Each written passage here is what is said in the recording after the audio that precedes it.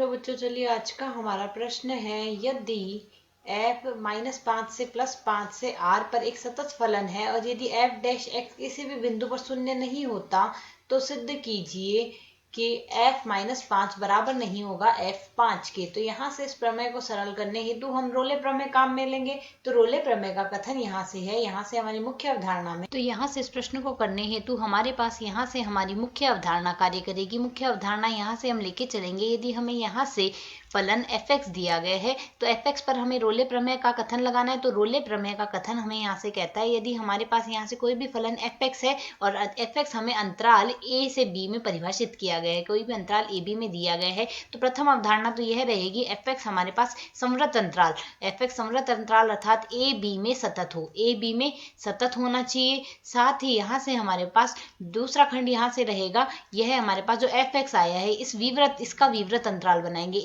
ab में हमारे पास यह विवृत अंतराल में अवकलनीय होना चाहिए। और तीसरी स्थिति हमारे पास रहेगी, यहाँ से इसके जो यहाँ से बाउंड्री के या फिर सीमा के जो बिंदु है fa और b, fa बराबर fb आना चाहिए। तो हमारे पास एक ऐसा c विद्यमान होगा इसी अंतराल a से b में, जिसके लिए हमारे पास यहाँ से f डैश c बराबर 0 आएगा। यह हमारे पास रोले प्रमेय का कथन है। तो यदि अब हम यहाँ से देखें, तो अब जैसा कि हमें फलन fx दिया गया है, fx हमारे पास जो फलन है वह -5 से +5 के संवृत अंतराल में हमारे पास सतत तो दिया ही गया है, और साथ ही कहा गया है f डैश के बारे में कहा गया है। f डैश यदि है तो इसका अर्थ हुआ कि फलन अवकलनीय भी है, अर्थात fx हमारे पास अवकलनीय भी है। तो यहाँ से -5 से +5 में अवकलनीय भी है।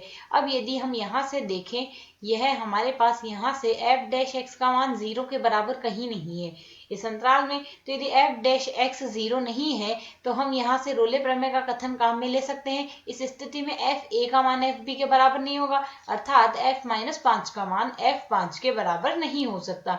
यह हम रोले प्रमेय से सिद्ध करते हैं। आशा है समझ आया। धन्यवाद।